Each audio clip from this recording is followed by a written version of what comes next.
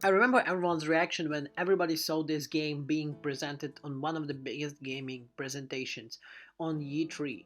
And this game was called Grounded. Everyone was like, oh god, this looks fun, this looks like a typical survival game, but there's a really cool twist in it. And few years after early access, a little bit of ups and downs, the game is finally released fully on consoles, on PC, and everywhere else where you could imagine it can be possibly run. So today's presentation and the review is about the game called Grounded. And believe me, it's gonna be cool. And in long story short, the game is great. If you want, you can finish the video here, but believe me, the next 5 minutes gonna make you really wanna play this one.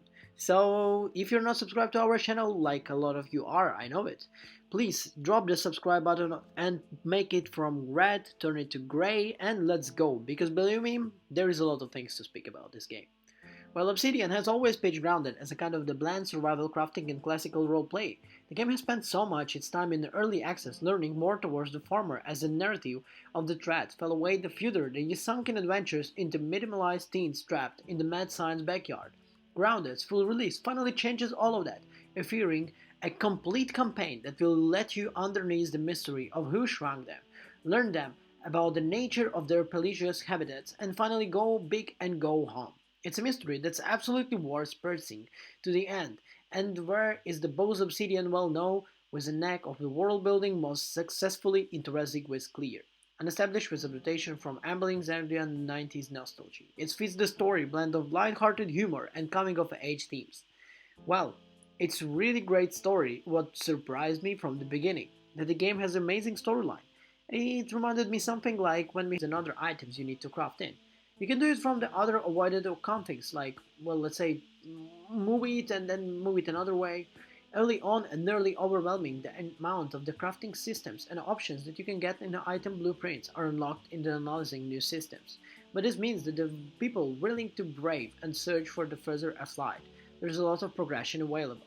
This coupled with a quest system that generally pulls you towards the several different stories and adventures at once.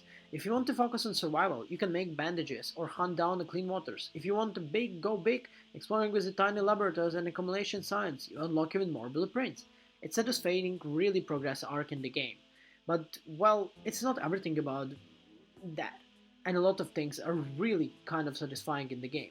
Obsidian took a lot of time and created an amazing world with a lot of cool RPG experience kind of things that you get a lot really fun in. Funny characters, all of them have kind of little skills that you can get.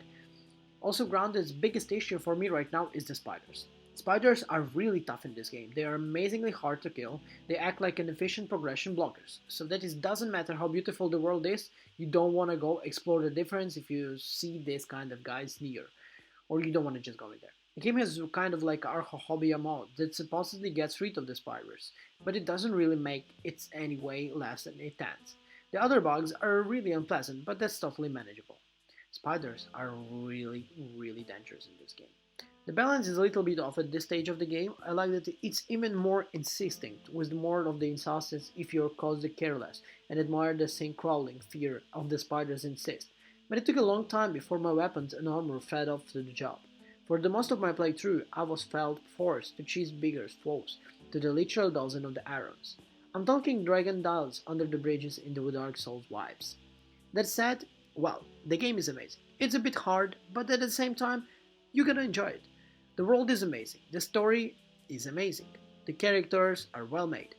You have an amazing game overall that was really very well polished till the point where it was on fully release. And you have to be surprised because a lot of games doesn't survive this early access period, and the Obsidian's game really achieved more than that. So it's a 10 out of 10 and it's one of the best survival games of the last summer and maybe overall of 2022, because I can't remember any great game like that where everything seems so cool. The game design, well, the graphics, the audios, everything seems on point. So thank you everyone.